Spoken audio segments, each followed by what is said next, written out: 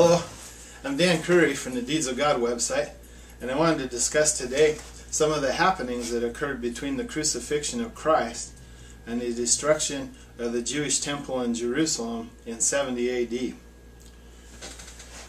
We Christians believe that Christ was crucified, that he was the Messiah that the Jews had waited for, and we accept him as our Savior. But the Jewish people do not believe that he was the Messiah. They went on with their religion, conducting it as they had before, and counted on the coming of a Messiah. But as the years rolled by, it didn't occur. And when 70 AD came, there was the end of an occupation, a siege that had been laid against them for several years. And in 70 AD, on the very date that long before the Babylonians had entered the walls of Jerusalem and destroyed the city, on that same date in the year 70 AD, the Romans did that. They destroyed the temple and burned it down that day too, even though the leaders of the Roman army had told their soldiers not to do that. But it had occurred. And so, for the Jews who awaited that Messiah, 70 AD was a very big year. But they had a pretty long lead time to know that something strange was happening, according to some old writings. From the time that Jesus was crucified in 30 AD, we believe, many people believe it was 30 AD in April. From the time that occurred up until 70 AD is a 40-year span. 40-year spans in the Bible are often very important. And for instance, when Moses led the people through the water into the desert, they were supposed to enter the promised land quite quickly. And they sent spies out to find out what kind of a land it was and what sort of people they would have to make war against in the promised land. Most of the spies came back and said, the people are too strong. It's a good land. But two of the spies, they said, yes, we can do it. Caleb and Joshua said, yes, we should go take it. But the rest scared the people from wanting to try.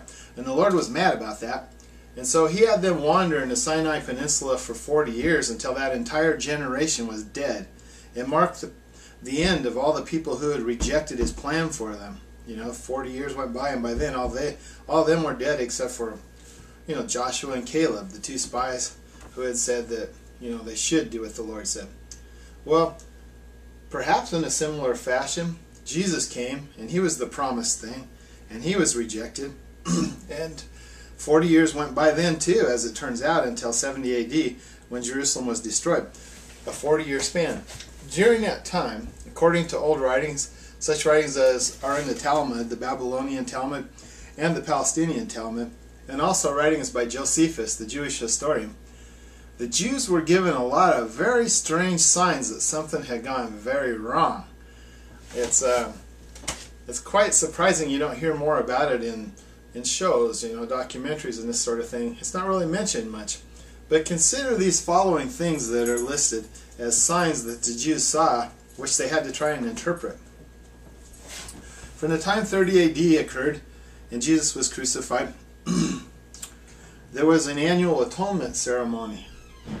The ceremony of atonement involved the high priest of Israel having 2 goats brought before him.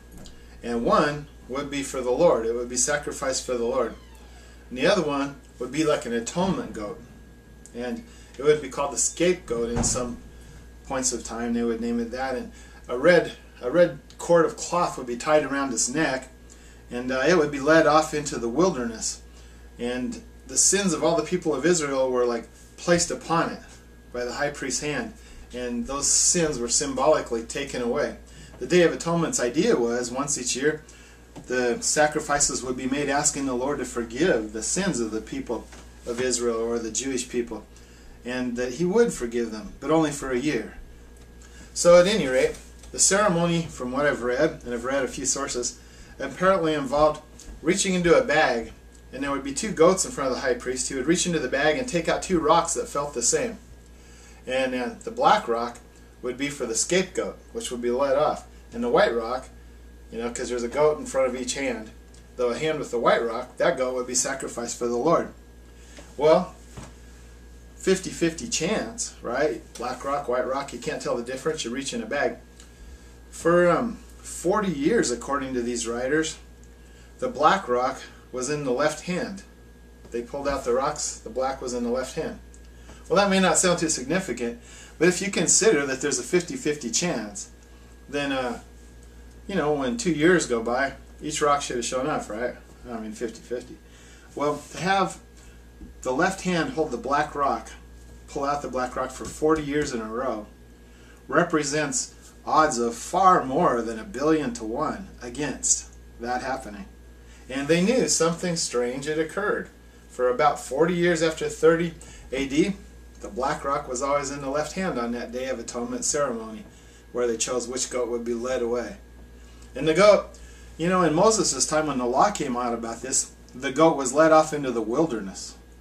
But by the time of the temple in Jerusalem, you know, in the AD time period, the goat was led by a particular person out into the wilderness, and there were, like, from what I've read, 10 this isn't in the Bible, but 10 outpost locations where they would come to the first one, and the man leading the goat would be offered some water and some food, but he would say no. You know, it was like traditional. The next one, you know, there were 10 of them. And part of that red cord they put around the goat's neck, well, part of it was cut off and tied around the door of the temple. The rest was around the goat's neck still. They would get out to the 10th location, and there was an entourage of significant people in the community.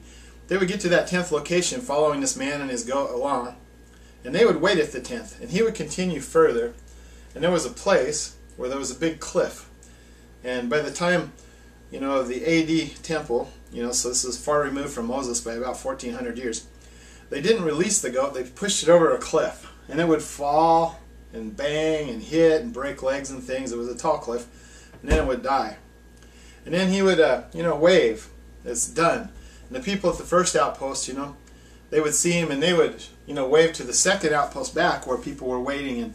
And in a succession of these outposts, the message was quickly carried back all the way to Jerusalem saying, the goat is dead. And the remaining part of that goat's little cloth leash that was tied around the temple door, it was a red leash, a red piece of cloth. They said that it would just turn white. It really would turn white. You know, in the years leading up until, you know, 1,400 some years from Moses' time, the cloth would turn white, from red to white. The atonement was accepted by the Lord, they thought it meant. And as the people lived wickedly at various times, I've read there were times when it didn't turn white, but it went back and forth. You know, some years it would turn, that was good. Other years it didn't. They weren't living so good those years. But from 30 AD onward, the cloth never turned white. The atonement was never accepted. That's the stories from the Talmud. There was a